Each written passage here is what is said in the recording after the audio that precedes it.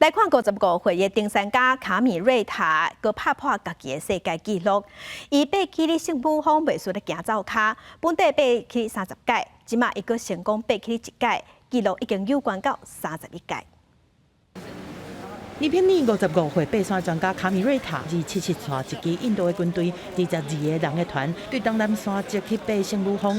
爬到山顶的时阵，伊嘛佮创新家己保持的史上上侪摆成功爬圣母峰的纪录。呢片年导游服务公司赤峰跋涉嘛发声明，恭喜红叫做传奇的卡米瑞塔第31摆成功爬起哩圣母峰。卡米瑞塔红叫做圣母峰的查甫，伊是西巴人做高山的导游。伊1994年的时阵第一摆成功爬起哩圣母峰。 第一当前，伊人生第29摆和第30摆爬起哩，而且创史上上侪纪录的时阵，伊表示家己只是咧做工课，纪录嘛是会互拍破，但是上欢喜的是家己的表现，互尼片尼伫世界舞台互肯定。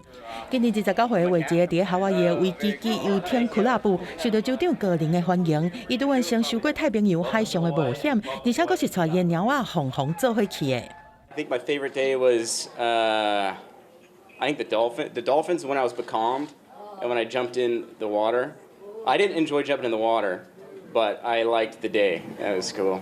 伟杰会有这段海上冒险的过程，是因为伊对人生最有的感悟。是当前伊破病，开始知影讲家己当在做一个并无介意的工课，伊就家己喺电脑公司的工课辞掉，佮穿退休金含欠的钱，放下一切来追求航海梦。伊讲只是感觉讲必须要安尼做，譬如讲把握一寡物件，生命才袂安尼一直无意义。伫无钱无计划，而且为着买船欠10000美金的状况之下，对 YouTube 家己去学航海的技术，搬厝，甲买大的船改装。4月后半个月，伊对凤凰城出发。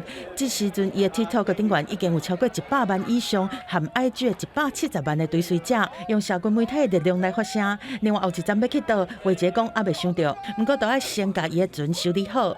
公司新闻黄文玲编译。